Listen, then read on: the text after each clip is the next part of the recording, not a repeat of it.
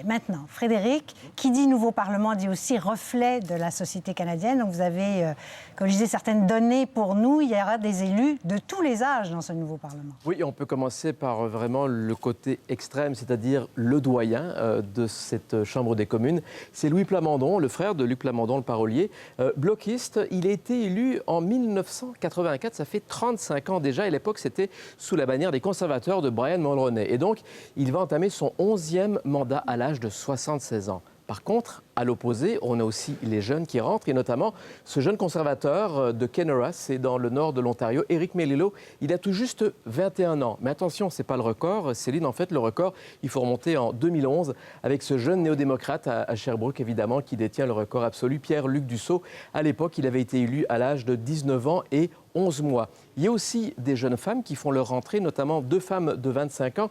D'abord, la bloquiste Christina Michaud, ça c'est du côté de Matane et de la Gaspésie, des îles-de-la-Madeleine. Elle a 25 ans. Et puis, il y a la sœur collègue néo-démocrate Moumilak Kakak. C'est la députée néo-démocrate du Nunavut. Et ce qui est intéressant, c'est qu'elle a 25 ans et c'est à peu près l'âge moyen de la population qu'elle va représenter au Nunavut. Ah oui.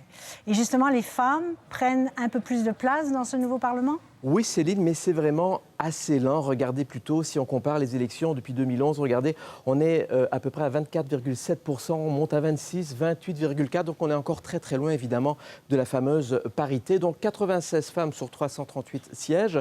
Ce sont les libéraux qui en ont plus avec 50. Ensuite, eh bien, vous avez les conservateurs, le Bloc québécois, le NPD, les Verts et une indépendante évidemment, c'est Jody Wilson-Raybould, une autochtone. Une autochtone, mais les autochtones demeurent assez faibles, assez faiblement représentés.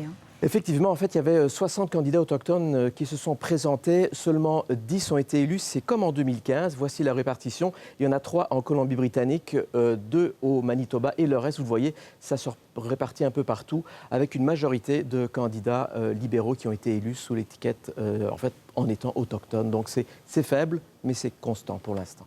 Merci pour ces chiffres, Frédéric.